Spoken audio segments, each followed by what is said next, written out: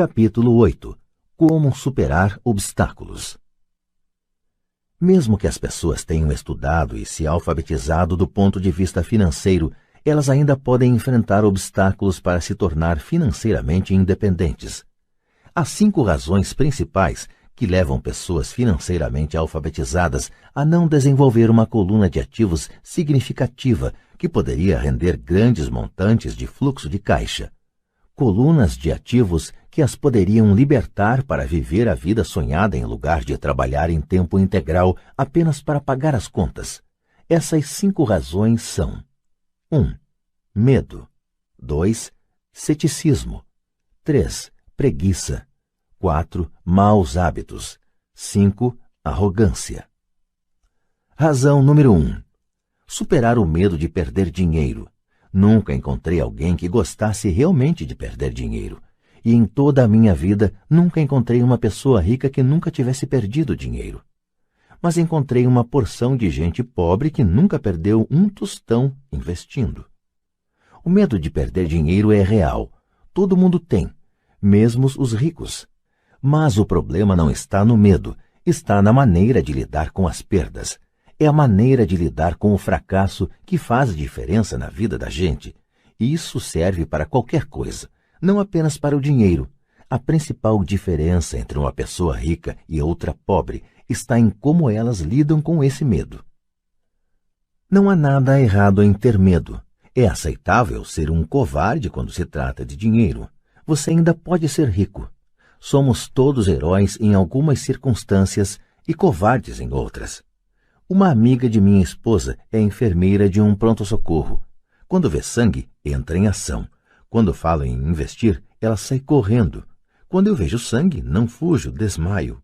Meu pai rico entendia as fobias relativas ao dinheiro. Algumas pessoas têm pavor de cobra. Algumas pessoas têm pavor de perder dinheiro. Ambas são fobias, dizia. Sua solução para a fobia de perder dinheiro era um pequeno verso. Se você odeia risco e preocupação, comece cedo. É por isso que os bancos aconselham iniciar o hábito da poupança desde a juventude. Se você começar jovem, será fácil ser rico. Não vou me estender sobre isso, mas há uma grande diferença entre pessoas que começam a poupar aos 20 anos e as que começam aos 30. Uma diferença apreciável. Disse que um dos assombros do mundo é o poder dos juros compostos. A aquisição da ilha de Manhattan é considerada uma das maiores pechinchas de todos os tempos. Nova York foi comprada por $24 em badulaques e contas de vidro. Contudo, se esses $24 tivessem sido investidos a juros de 8% ao ano, esses $24 estariam valendo mais de 28 trilhões em 1995. Manhattan poderia ser recomprada e ainda sobraria dinheiro para comprar boa parte de Los Angeles, especialmente com os preços de imóveis vigentes em 1995. Meu vizinho trabalha para uma grande empresa de computadores. Está lá há 25 anos. Em 5 anos, ele deixará a empresa com $4 milhões em seu fundo de pensão privado. O dinheiro está aplicado em fundos mútuos altamente rentáveis, que ele converterá em títulos e papéis do governo.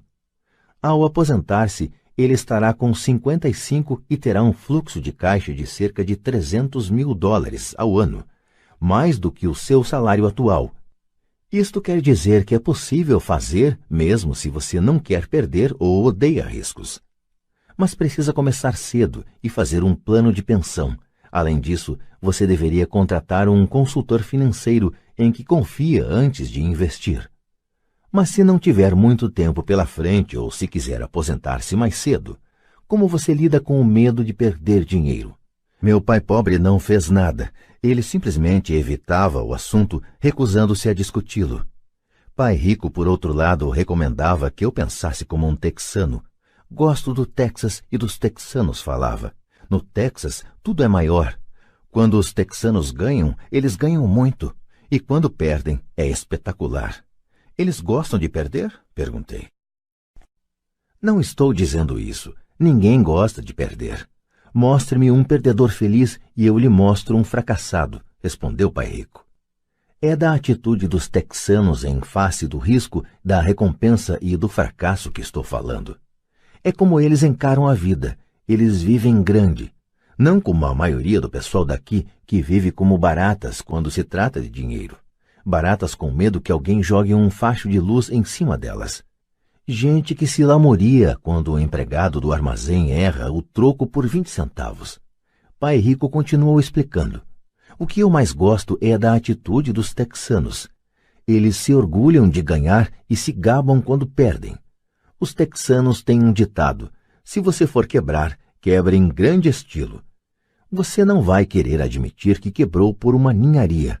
A maioria das pessoas aqui tem tanto medo de perder que não tem sequer uma ninharia para perder. Ele falava constantemente com Mike e comigo que a maior razão da falta de sucesso financeiro era que a maioria das pessoas buscava segurança demais. As pessoas têm tanto medo de perder que elas perdem, costumava dizer. Fran Tarkenton, que foi um grande zagueiro do futebol americano, dizia isso de outra forma. Vencer significa não ter medo de perder. Ao longo de minha vida, observei que os ganhos em geral se seguem às perdas. Antes de aprender a andar de bicicleta, levei muitas quedas. Nunca encontrei um jogador de golfe que não tivesse perdido alguma vez uma bola. Nunca encontrei alguém apaixonado que nunca tivesse tido o coração despedaçado. E nunca encontrei ninguém rico que não tivesse perdido dinheiro. A maioria das pessoas não obtém ganhos financeiros porque a dor de perder dinheiro é maior do que a alegria de ficar rico. Outro ditado do Texas é: todos querem ir para o céu, mas ninguém quer morrer. Todos sonham em ser ricos, mas têm pavor de perder dinheiro. Então nunca se chegará ao céu. Pai Rico costumava contar para Mike e para mim histórias de suas viagens ao Texas. Se você quer realmente aprender como lidar com o risco, com as perdas e com os fracassos, vá para San Antônio e visite o Álamo. O Álamo é uma grande história de gente corajosa que optou por lutar, sabendo que não havia esperança de sucesso contra a superioridade do inimigo. Eles preferiram morrer a render-se. É uma história inspiradora que merece ser estudada, contudo, não deixa de ser uma trágica derrota militar. Eles levaram um chute no traseiro, um fracasso se quiserem, perderam. Então, como é que os texanos lidam com o fracasso? Eles ainda gritam: lembre-se do Álamo. Mike e eu ouvimos esta história muitas vezes. Pai Rico sempre as repetia quando estava entrando em um grande negócio e ficava nervoso. Depois que tinha estudado tudo e era pegar ou largar, ele nos contava a história. Toda vez que sentia medo de cometer um erro ou de perder dinheiro, ele nos contava a história. Ela lhe dava força, lembrava-lhe que sempre é possível transformar uma perda financeira em um ganho financeiro. Pai Rico sabia que esse fracasso o tornaria mais forte e mais esperto. Não é que ele quisesse perder, apenas sabia quem ele era e como ele aceitaria a perda. Ele pegaria uma perda e a transformaria em um ganho.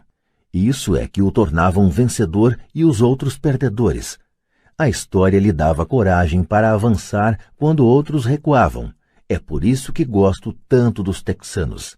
Eles pegaram um grande fracasso e o transformaram em uma grande atração turística que lhes rende milhões. Provavelmente as palavras que mais significam para mim nos dias de hoje são estas. Os texanos não escondem seus fracassos, são inspirados por eles. Pegam seus fracassos e os transformam em gritos de guerra. O fracasso inspira os texanos a se tornarem vencedores. Mas isso não é apenas uma fórmula para os texanos, é uma fórmula para todos os vencedores. É como andar de bicicleta. As quedas foram parte do meu aprendizado. Lembro que elas aumentavam minha determinação de aprender. Não a diminuíam. Também disse que nunca encontrei um jogador de golfe que nunca tivesse perdido uma bola.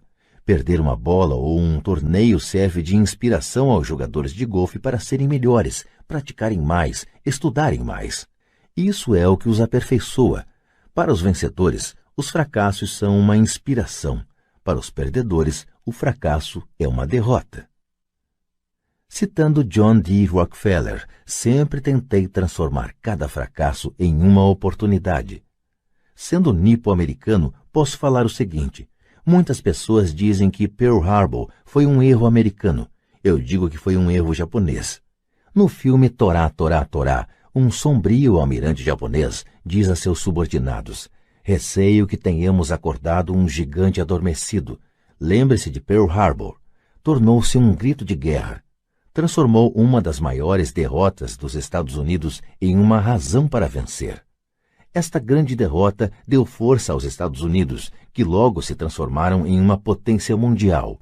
O fracasso inspira os vencedores, e o fracasso derrota os perdedores. É o maior segredo dos ganhadores. É o segredo que os perdedores não conhecem.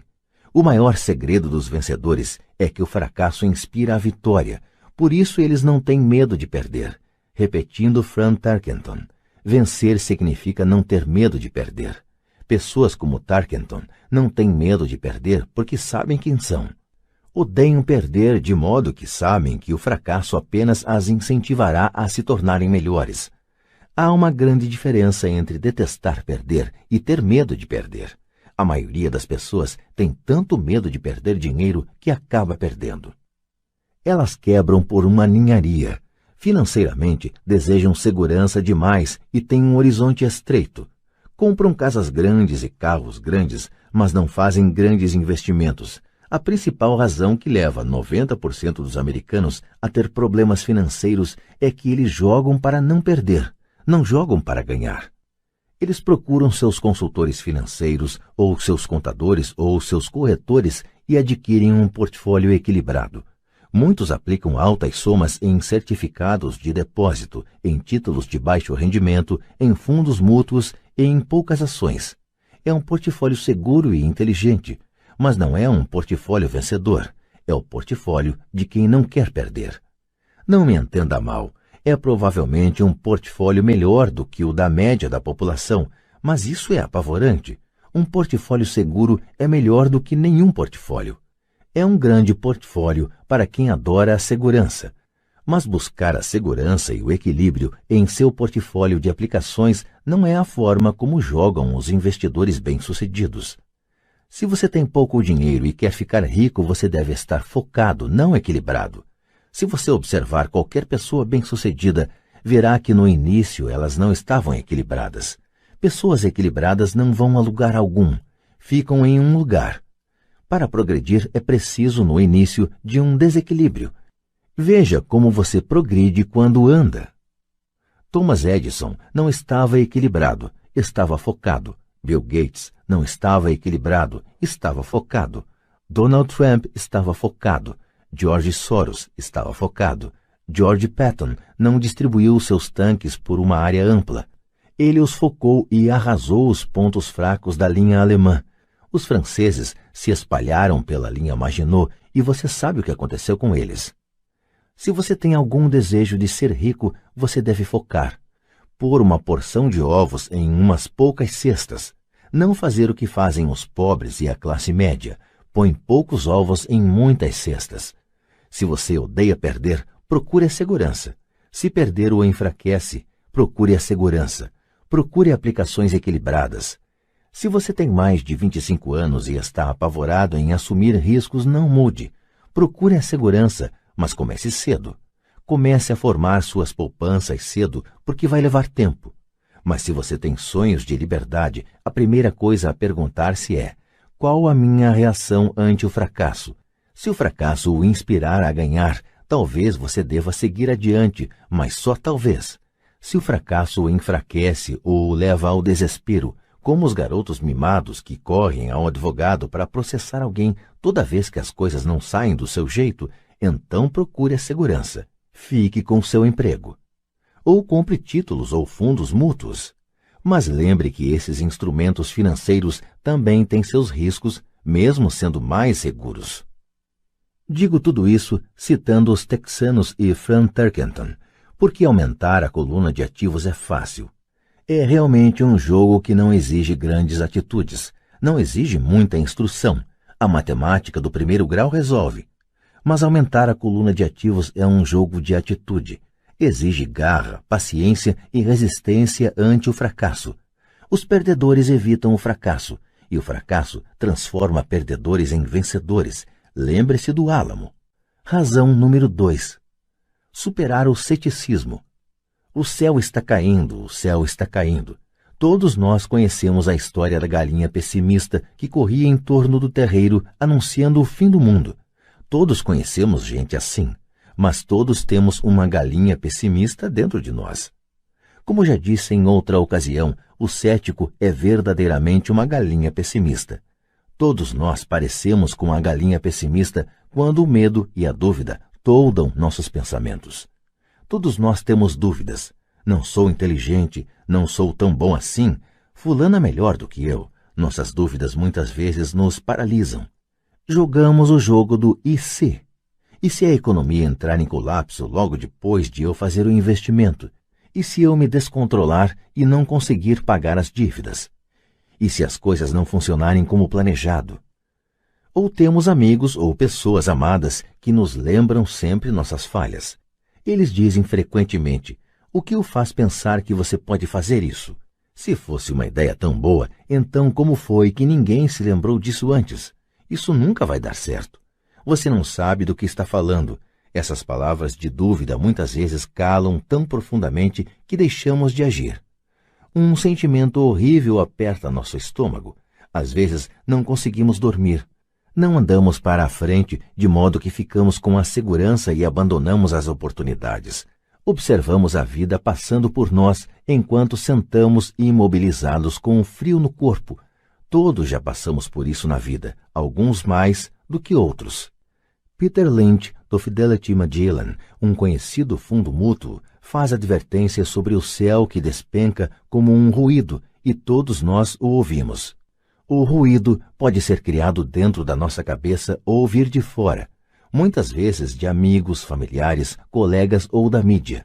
Lynch lembra o tempo da década de 1950, em que a ameaça de uma guerra nuclear era tão comum no noticiário que as pessoas começaram a construir abrigos antinucleares e a estocar alimentos e água. Se elas investissem esse dinheiro sabiamente no mercado, em lugar de construir os abrigos, provavelmente teriam atingido a independência financeira nos dias de hoje. Quando explodiram os motins em Los Angeles há alguns anos, as vendas de armas aumentaram em todo o país. Uma pessoa morreu depois de ter ingerido um hambúrguer mal passado no estado de Washington e o Departamento de Saúde do Arizona determinou que os restaurantes preparassem somente carne bem passada. Uma empresa farmacêutica divulgou nacionalmente um anúncio de televisão mostrando pessoas gripadas. O anúncio foi divulgado em fevereiro. Os casos de gripe aumentaram, bem como as vendas do medicamento anunciado. A maioria das pessoas é pobre porque, quando se trata de investir, o mundo está cheio de pessimistas que correm gritando: o céu está caindo, o céu está caindo. E os pessimistas atingem seus objetivos porque todos somos um pouco pessimistas. Muitas vezes é necessário coragem para não permitir que rumores e anúncios de desastres afetem nossas dúvidas e medos. Em 1992, um amigo chamado Richard foi de Boston a Phoenix para visitar minha mulher e eu. Ele estava impressionado com o que tínhamos feito por meio de ações e imóveis. Os preços dos imóveis em Phoenix estavam deprimidos. Passamos 2 dias mostrando-lhe o que considerávamos excelentes oportunidades de geração de fluxo de caixa e de valorização de capital. Minha mulher e eu não somos verdadeiramente corretores imobiliários. Somos apenas investidores. Depois de identificar uma unidade em um condomínio de lazer, chamamos o corretor que a vendeu para Richard naquela mesma tarde. O preço era de apenas $42.000 para uma casa de 2 quartos. Unidades semelhantes estavam sendo vendidas a $65.000. Meu amigo achou que era uma pechincha, fechou o negócio e voltou para Boston. 2 semanas depois, o corretor ligou dizendo que meu amigo tinha voltado atrás. Liguei imediatamente para ele a fim de saber o que ocorrera. Tudo o que ele disse foi que falou com um vizinho e este lhe disse que era um mau negócio. O preço era alto demais. Perguntei a Richard se o vizinho era um investidor. Richard respondeu não. Quando eu lhe perguntei por que então lhe dava ouvidos, meu amigo partiu para a defensiva e simplesmente disse que preferia procurar um pouco mais. O mercado imobiliário de Phoenix se recuperou e por volta de 1994, aquela pequena unidade estava sendo alugada por $1.000 mensais, $2.500 nos meses de inverno. Seu valor alcançava, em 1995, $95 mil. Tudo o que Richard teria precisado era dar uma entrada de $5 mil e já teria dado o primeiro passo para sair da corrida dos ratos. Até hoje, ele não fez nada.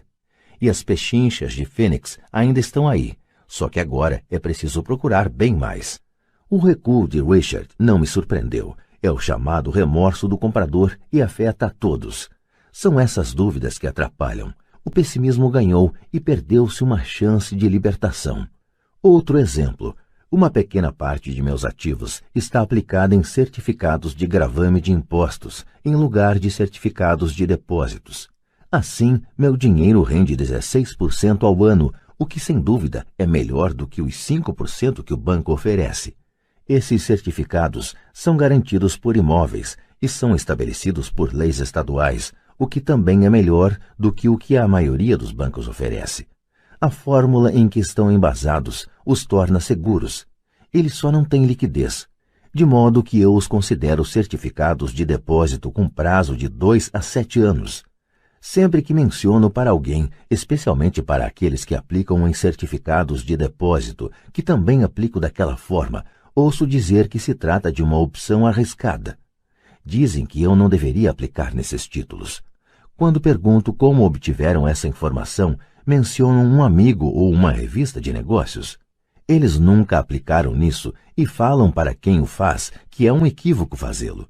O rendimento mais baixo que procuro é 16%, mas pessoas cheias de dúvidas se conformam com 5%. A dúvida é cara. Quero ressaltar que são essas dúvidas e esse ceticismo que mantém muitas pessoas na pobreza, correndo atrás da segurança. O mundo real está aí, esperando que você enriqueça. Só as dúvidas mantêm as pessoas na pobreza. E como já disse, sair da corrida dos ratos é tecnicamente fácil. Não requer muita instrução, mas as dúvidas são um obstáculo para muita gente. Os céticos nunca ganham, dizia Pai Rico. A dúvida não esclarecida e o medo criam o cético. Os céticos criticam e os vencedores analisam. Era outra de suas frases favoritas. Pai Rico explicava que a crítica cegava, enquanto a análise abria os olhos. A análise permitia que os vencedores vissem que os críticos eram cegos e que percebessem oportunidades que todos os demais não percebiam. E encontrar o que os outros não veem é a chave para qualquer sucesso. Os imóveis são uma poderosa ferramenta de investimento para quem esteja em busca da independência financeira. É um instrumento único. Contudo, sempre que menciono os imóveis como uma aplicação, ouço alguém dizer: não quero consertar vasos sanitários. Isso é o que Peter Lynch chama de ruído. É o que Pai Rico chamava de conversa de cético. Alguém que critica e não analisa. Alguém que deixa que suas dúvidas e medos fechem sua mente em vez de abrir seus olhos. Quando alguém fala, não quero consertar vasos sanitários, tenho vontade de retrucar. E o que o faz pensar que eu quero? Eles estão dizendo que um vaso é mais importante do que aquilo que eles querem. Eu falo de liberação da corrida dos ratos e eles pensam em vasos sanitários. Esse é o padrão de pensamento que mantém muita gente na pobreza. Criticam em vez de analisar. A chave de seu sucesso está nos não quero, dizia Pai Rico. Eu também não estou a fim de consertar vasos sanitários. Procuro sempre um bom administrador de imóveis que conserte os vasos. E ao encontrar um bom administrador que cuide bem dos imóveis, meu fluxo de caixa aumenta. Mais importante ainda, um bom administrador de imóveis me permite comprar ainda mais imóveis, pois não preciso me preocupar com o conserto dos vasos sanitários. Um bom administrador de imóveis é a chave para o sucesso com imóveis. Achá-lo é mais importante do que o próprio imóvel. Um bom administrador muitas vezes sabe de bons negócios antes dos corretores, o que os torna ainda mais valiosos. É isso o que o meu pai rico queria dizer quando falava: a chave de seu sucesso está nos não quero. Como eu também não quero consertar vasos, descobri uma forma de comprar mais imóveis e apressar minha saída da corrida dos ratos. As pessoas que continuam falando, não quero consertar vasos sanitários, muitas vezes se privam desse poderoso instrumento de investimento. Os vasos são mais importantes que sua liberdade. No mercado de ações ouço muita gente declarar: não quero perder dinheiro. Bom, o que os leva a pensar que eu ou qualquer outra pessoa gostamos de perder dinheiro? Eles não ganham dinheiro porque optam por não perder dinheiro. Em lugar de analisar, fecham suas mentes a outro poderoso meio de investimento, o mercado de ações. Em dezembro de 1996, estava passando com um amigo pelo posto de gasolina do bairro. Ele olhou e viu que o preço da gasolina estava aumentando. Meu amigo é um cara encucado, um pessimista. Para ele, o céu está sempre a ponto de cair e, em geral, cai sobre sua cabeça. Quando chegamos em casa, ele me expôs todas as estatísticas que mostravam por que o preço do petróleo deveria aumentar nos próximos anos. Estatísticas que eu nunca vira antes, mesmo quando eu já tinha um substancial bloco de ações de uma empresa petrolífera. Com essa informação em mãos, comecei a procurar e achei uma nova empresa petrolífera que estava a ponto de descobrir algumas jazidas. Meu corretor ficou entusiasmado com essa nova empresa e eu comprei 15.000 ações por 65 centavos cada uma. Em fevereiro de 1997, enquanto escrevo este livro, o mesmo amigo e eu passamos pelo mesmo posto de gasolina e, de fato, o preço do combustível subira cerca de 15%. Novamente o pessimista se preocupou e se queixou. Eu sorri porque em janeiro desse mesmo ano o preço daquelas ações da pequena empresa petrolífera já valiam $3 cada uma. E o preço da gasolina deverá continuar aumentando se o que o meu amigo diz for verdade. Em vez de analisar, os pessimistas fecham suas mentes. Se a maioria das pessoas entendesse como uma ordem de stop funciona nos investimentos em ações, haveria mais gente investindo para ganhar do que para não perder. O stop é simplesmente um comando de computador que vende automaticamente suas ações se o preço começa a cair, ajudando-o a minimizar as perdas e a maximizar alguns ganhos. É uma grande ferramenta para aqueles que têm pavor de perder. Por isso, sempre que ouço pessoas preocupadas com os não quero em vez de pensar no que querem, sei que o ruído de suas cabeças deve ser grande. O pessimista se apoderou delas e grita: o céu cai e os vasos sanitários estão enguiçando. Assim, elas evitam seus não quero, mas pagam um preço alto. Nunca conseguirão o que querem na vida. Pai Rico me mostrou uma maneira de olhar o pessimista. Faça o que fez o Coronel Sanders. Com 66 anos de idade, ele perdeu seu negócio e começou a viver da aposentadoria da Seguridade Social. Não era o suficiente. Ele começou a percorrer o país tentando vender sua receita de galinha frita. Ela foi recusada 1.009 vezes antes que alguém dissesse sim. E ele acabou se tornando um multimilionário em uma idade em que a maioria das pessoas está desistindo. Ele era um homem corajoso e tenaz, dizia Pai Rico a respeito de Harlan Sanders. Assim, quando você estiver em dúvida e um pouco receoso, faça o que o Coronel Sanders fez com sua galinha. Ele a fritou. Razão número 3. Preguiça.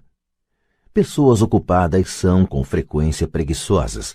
Todos nós conhecemos histórias do homem de negócios que trabalha arduamente para ganhar dinheiro. Ele dá duro para ser um bom provedor de sua mulher e de seus filhos. Ele passa longas horas no escritório e leva trabalho para casa nos fins de semana. Um dia, ao chegar em casa, encontra-a vazia. Sua esposa foi embora com as crianças. Ele sabia que estava tendo problemas com a esposa, mas em vez de esforçar-se em fortalecer a relação, ele se dedicou ao trabalho. Desiludido, seu desempenho no emprego declina e ele é demitido. Hoje em dia, encontro frequentemente gente muito ocupada para cuidar de sua riqueza, e há pessoas muito ocupadas para cuidar da própria saúde. A causa é a mesma. Estão ocupadas e continuam ocupadas como forma de evitar algo que não desejam enfrentar. Ninguém precisa lhes dizer isso. No seu íntimo, elas sabem. De fato, se você falar sobre o assunto com elas, elas respondem muitas vezes com raiva ou irritação. Se não estão ocupadas com o trabalho ou com as crianças, muitas vezes estão ocupadas assistindo à televisão, jogando golfe ou fazendo compras. Contudo, lá no fundo sabem que estão fugindo de algo importante. Essa é a forma mais comum de preguiça. A preguiça mantendo-se ocupado. E qual é a cura para a preguiça? A resposta está em um pouco de ambição. Muitos de nós fomos educados pensando que a ambição ou a ganância é algo ruim. Pessoas gananciosas são más, dizia minha mãe. Contudo, todos nós temos o desejo de possuir coisas belas, novas ou empolgantes. Para manter essa emoção de desejo sob controle, muitas vezes os pais encontram formas de suprir esse sentimento com culpa. Você só pensa em você mesmo, não sabe que tem irmãos e irmãs? Era uma das frases favoritas da minha mãe. Ou, você quer que eu compre o que para você? Repetia meu pai. Você pensa que fabricamos dinheiro? Você pensa que o dinheiro dá em árvore? Você sabe que não somos ricos. Não eram tanto as palavras, mas o sentimento de culpa que as acompanhava, o que me deixava possesso. O reverso da criação desse sentimento de culpa era: sacrifico minha vida para lhe comprar isto. Estou comprando para você porque nunca tive coisas assim quando criança. Tenho um vizinho que está totalmente falido, mas que não consegue colocar o carro na sua garagem. A garagem está cheia de brinquedos das crianças. Esses garotos mimados têm tudo o que sonham. Não quero que saibam o que é passar necessidade, diz o pai. Ele não tem um tostão guardado para mandar os filhos para a universidade ou para ele mesmo se aposentar, mas seus filhos têm todos os brinquedos possíveis. Recentemente, recebeu pelo correio um novo cartão de crédito e levou os filhos para conhecer Las Vegas. Faço isso pelos garotos, diz com ar de grande sacrifício. Pai rico proibia que se dissesse não dá para comprar. Na casa de minha família de verdade escutava isso a toda hora. Já pai rico queria que seus filhos dissessem: como posso comprar isso? Ele considerava que as palavras não dá para comprar fechavam o cérebro. Você não precisava pensar mais. Como posso comprar isso? Era uma forma de abrir a mente, obrigava você a pensar e buscar alternativas. Mais importante do que isso, ele considerava que não dá para comprar é uma mentira, e o espírito humano sabe disso. O espírito humano é poderoso, muito poderoso, dizia. Quando sua mente preguiçosa repete não dá para comprar, uma guerra se estabelece dentro de você. Seu espírito se enfurece e sua mente preguiçosa deve defender a mentira dita. O espírito grita: vamos para a academia fazer exercícios. E a mente preguiçosa responde: estou cansada, trabalhei muito hoje. Ou o espírito humano diz: estou cansado de ser pobre. Vamos sair daqui e enriquecer. E a mente preguiçosa fala: pessoas ricas são gananciosas. Além disso, dá muito trabalho, não é seguro. Posso perder dinheiro. Do jeito que está, já trabalho muito. Já tenho que fazer coisa demais no emprego. Veja o que tenho que fazer hoje à noite. O chefe quer que eu entregue de manhã. Não dá para comprar. Também traz tristeza, uma sensação de desamparo que leva ao desânimo e muitas vezes à depressão. Apatia é outra palavra que se aplica. Como posso comprar isso? Abre possibilidades, empolgação e sonhos. Pai rico não estava tão preocupado com o que você queria comprar, mas esse como posso comprar isso fortalece a mente e dinamiza o espírito.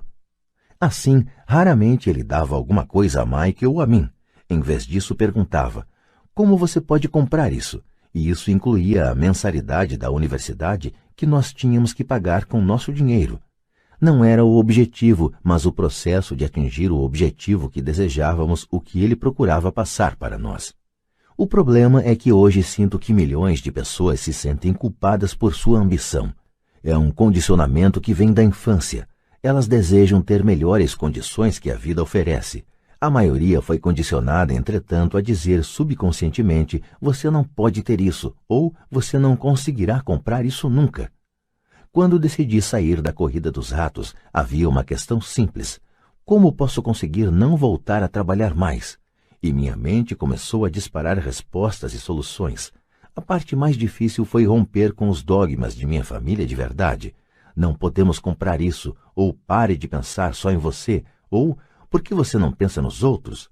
E outras expressões parecidas que se destinavam a criar culpa e suprimir minha ambição. Assim, como combater a preguiça? A resposta está em um pouco de ambição. É como diz aquela estação de rádio W2FM, o que há aí para mim? A pessoa precisa sentar e pensar, o que há aí para mim se sou saudável, sexy e tenho boa aparência? Como seria minha vida se eu nunca tivesse que voltar a trabalhar? O que seria de mim se eu tivesse todo o dinheiro de que preciso? Sem esse pouco de ambição, não há o desejo de ter algo melhor, de progredir. Vamos à escola e estudamos muito porque queremos algo melhor.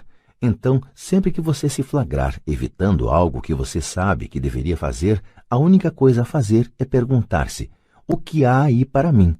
Seja um pouco ambicioso, é a melhor cura para a preguiça. Contudo, a ambição demais, como todo exagero, não é bom.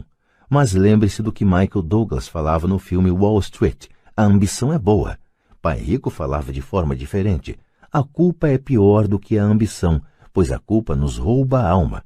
E para mim, quem falou melhor foi Eleanor Roosevelt. Faça o que seu coração acha certo. De qualquer forma, você será criticado. Você estará perdido se fizer e perdido se não fizer. Razão número 4. Maus hábitos. Nossas vidas são mais um reflexo de nossos hábitos do que de nossa educação. Depois de ver o filme Conan, protagonizado por Arnold Schwarzenegger, um amigo falou: adoraria ter o corpo de Schwarzenegger. Vários caras concordaram. Ouvi dizer que antes ele era magro e fraco, acrescentou outro amigo. Também já ouvi isso, acrescentou outro. Dizem que ele malha todos os dias na academia. Aposto que sim. O quê? Exclamou o cínico do grupo. Aposto que é assim de nascença. Vamos mudar de assunto e tomar umas cervejas. Este é um exemplo de comportamento controlado pelos hábitos. Lembro-me de fazer perguntas a Pai Rico sobre os hábitos dos ricos. Em vez de dar uma resposta direta, ele tentou ensinar pelo exemplo como costumava fazer. Quando seu pai paga as contas dele? Perguntou Pai Rico. No início do mês, respondi. E sobra alguma coisa? Prosseguiu Pai Rico. Pouco, disse eu. É por isso que ele tem dificuldades, falou Pai Rico. Ele tem maus hábitos. Seu pai paga primeiro todos os outros. Ele paga a si mesmo por último, mas só se sobrar alguma coisa. O que em geral não acontece, comentei. Mas ele tem que pagar as contas, não tem? O senhor está dizendo que ele não deveria pagar as contas? Claro que não, disse Pai Rico. Acredito firmemente em pagar minhas contas no prazo. Só que eu pago a mim mesmo em primeiro lugar, mesmo antes de pagar ao governo. Mas o que acontece se o senhor não tiver dinheiro que chegue? Retruquei. O que o senhor faz então? A mesma coisa, prosseguiu Pai Rico. Primeiro pago a mim mesmo, mesmo se tiver pouco dinheiro. Minha coluna de ativos é muito mais importante para mim do que o governo. Mas, continuei, eles não vão atrás do senhor? Sim, se você não pagar, disse Pai Rico. Olhe, não estou falando para não pagar. Só que eu pago a mim mesmo primeiro, mesmo quando tenho pouco dinheiro. Mas como é que o senhor consegue isso? Disse eu. A questão não é como, a questão é por quê, replicou Pai Rico. Ok, por quê? Motivação, falou Pai Rico. Quem reclamará mais se eu não pagar, eu ou meus credores? Sem dúvida os credores gritarão mais alto, respondi a pergunta óbvia. O senhor não faria nada se pagasse a si próprio. Está vendo, depois de pagar a mim mesmo, a pressão para pagar meus impostos e os demais credores é tão grande que me obriga a buscar outras formas de renda. A pressão para pagar se torna uma motivação. Já tive empregos extras, comecei outros empreendimentos, negociei na bolsa, qualquer coisa para ter certeza de que esses caras não ficassem gritando comigo. Essa pressão me fez trabalhar mais, me obrigou a pensar, e tudo isso me tornou mais esperto e mais ativo no que se refere a dinheiro. Se eu deixasse para me pagar no final, não teria sentido as pressões e estaria quebrado. Quer dizer que é o medo do governo ou de outras pessoas a quem deve dinheiro que o motiva? Certo, disse Pai Rico. Você vê, o pessoal do governo é forte, os demais credores também. A maioria das pessoas se rende a esses tiranos, elas pagam a eles e nunca se pagam a si próprias. Você conhece a história do fracote a quem atiram areia na cara? Abanei a cabeça afirmativamente. Já vi esse anúncio de aulas de fisiculturismo nos gibis muitas vezes. Bem, grande parte das pessoas deixa que os fortes lhes joguem areia na cara. Eu decidi usar o medo do tirano para me tornar mais forte. Outros ficam mais fracos. Ao me forçar a pensar em como ter mais dinheiro, estou fazendo como quem vai malhar na academia. Quanto mais trabalho os músculos de minha mente, mais forte me torno. Agora não tenho medo desse pessoal. Gostei do que Pai Rico estava falando. Então, se eu pagar a mim mesmo primeiro, ficarei mais forte financeiramente, mental e fisicamente. Pai Rico concordou. E se eu me pagar por último ou deixar de me pagar, fico mais fraco. Chefes, administradores, credores e locadores ficarão me perturbando a vida inteira, só porque não tenho bons hábitos quanto ao dinheiro. Igualzinho ao fracote do anúncio, disse Pai Rico. Razão número 5. A arrogância é ego mais ignorância. O que eu sei me faz ganhar dinheiro. O que eu não sei me faz perder dinheiro. Toda vez que fui arrogante, perdi dinheiro, porque quando sou arrogante acredito mesmo que o que não sei não é importante, repetia frequentemente Pai Rico. Descobri que muita gente usa a arrogância para tentar esconder a própria ignorância. Isso costuma acontecer quando discuto demonstrações financeiras com contadores ou até com outros investidores. Eles tentam forçar caminho na discussão. Para mim fica claro que não sabem do que estão falando. Não estão mentindo, mas também não estão falando a verdade. Há muita gente no mundo do dinheiro, das finanças e do investimento que não tem nenhuma ideia do que está falando. A maioria das pessoas do setor fica fazendo proposições de venda vazias, como as de um vendedor de carros usados. Quando você for ignorante a respeito de um assunto, comece a instruir-se achando um especialista ou um livro sobre o tema.